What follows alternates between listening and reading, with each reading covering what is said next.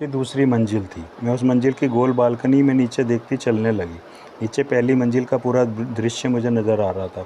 वहाँ ऐसी ही बालकनी थी और कोई कक्ष ना था। प्रदर्शनी के दिनों में तो उन फ्लोरों के दो हिस्से कर दिए जाते हैं।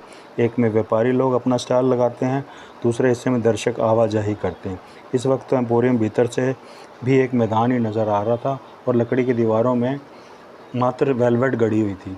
उन्हीं दीवारों के बीच कोई छिपा दरवाज़ा या केबिन हो सकता था, इसका अंदाज़ा मुझे नहीं था। शौकत अली, तभी मैं गर्जी। शौकत अली, मेरी आवाज़ प्रतिध्वनित होती पूरे एम्पोरियम में गूंजती चली गई। कोहिनूर की हूर तो तेरे सामने खड़ी है, कोहिनूर लेना है तो सामने आ। मेरे यह शब्द भी गूंजते चले गए। तभी मैं दूसरी से पहली मंजिल के फ्लोर पर कूदती चली गई। घुटने पर गोली लगे होने की वजह से शौकत अली के लिए सीढ़ियाँ चढ़ना आसान काम ना था, अतः उसे ग्राउंड फ्लोर पर ही कहीं होना चाहिए था। बहरहाल पहली मंजिल से मैं सीढ़ियाँ उतरती ग्राउंड फ्लोर पर पहुँचने लगी।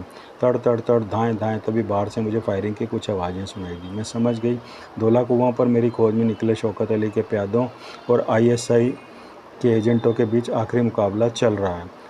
इसी दौरान शौकत अली की कड़कड़ाती घबराती गर्दन मुझे केबिन के दरवाजे से बाहर झांकती नजर आई। वो भी शायद फायरिंग की जांच करने के लिए बाहर निकलने की सोच रहा था कि धप से मैं ऊपरली सीढ़ी से उठती, हवा में कई कलाबाजियाँ खाती, ऐन उसके सामने पहुंची कि उसने घबराकर अपना चेहरा दरवाजे के पीछे धकेलना चाहा कि धड़ाक से मेरी बाईं टांग की एड़ी उसकी ठोडी पर पड़ी और मैंने उसे दरवाजे के पीछे पूरा ही धकेल दिया।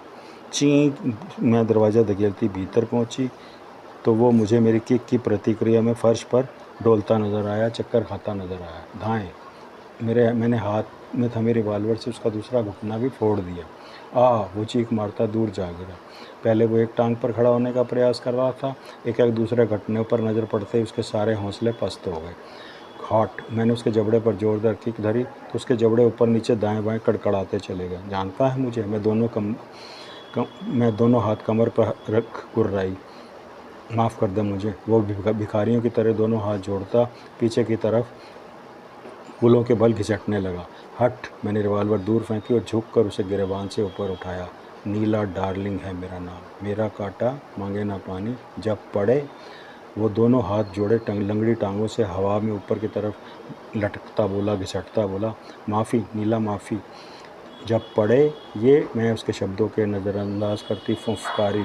थप्पड़ हिंदुस्तानी। साथ ही मेरा हाथ घूमा, तड़ाक से उसके गाल पर पड़ा। अगले पल मेरा झन्नाटेदार चांटा खूनी पसीना बनके उसके गाल पर चमकता चला गया। मैंने उसी दौरान उसे हवा में छोड़ दिया। वो हवा में उड़ता 4 फुट दूर जा गिरा और ऐसा गिरा कि इस बार ना उठा। मैं उसी पल आगे बढ़ी और मैंने उसे मरे हुए कुत्ते की तरह कंधे पर टांग लिया। अगले ही पल मैं एम्पोरियम से बाहर बढ़े जा रही थी। तिहाड़ जेल में लैला ने जैसे ही अपना मास्क उतारा तो फांसी देने को आया मजिस्ट्रेट दंग रह गया। गीता श्लोक पढ़ने को आया पंडित बौखला कर भाग खड़ा हुआ। ऐसे में जब नैन्स बॉन्ड कर्नल सैमी को ढोकर वहाँ पहुँचा तो फांसी देने वाला जल्लाद भी भाग खड़ा हुआ। भाई, जिसकी कत्ल के जुर्म में फांसी दी जा रही थी वो तो जिंदा है। उसे लगा कि अभी तो उसने लैला को फांसी दी नहीं और कर्नल सैमी का भूत अभी से उसके पीछे आ लगा है। लैला की मेडिकल जांच के लिए पहुंचा डॉक्टर भी घबरा गया कि जिस कर्नल सैमी की हत्या के जुर्म में लैला का मेडिकल चेकअप करने वो पहुंचा है, अब उसे कर्नल सैमी का जीवित शव भी जांचना पड़ेगा। उसने भी भागने में ही भलाई समझी। फिर जैसे ही मैं शौकत अली को कंधे पर लादी पहुंची तो सभी को गुत्थी समझ आ गई कि पाकिस्तान की साजिश के तहत कर्नल सैमी और अल्बर्टो सैमी कोहिनूर उड़ाने की फिराक में था। बॉन्ड ने सबको यही बताया कि अल्बर्टो सैमी ने किसी तरह असली कर्नल सैमी की हत्या की और फिर उसी का हुलिया चेहरा बनाता कोहिनूर उड़ाने में जुट गया। लिहाजा कर्नल जैसे गरिमामय पद की रक्षा हो गई। फिर अल्बर्टो सैमी ने अपने तमाम जुर्म और प्लानिंग कबूल कर ली। बॉन्ड ने मुझे कंधे पर लादा और एक होटल के शानदार बेड पर पटका। मैं तो बॉन्ड की सादगी पर पहले से ही फिदा थी।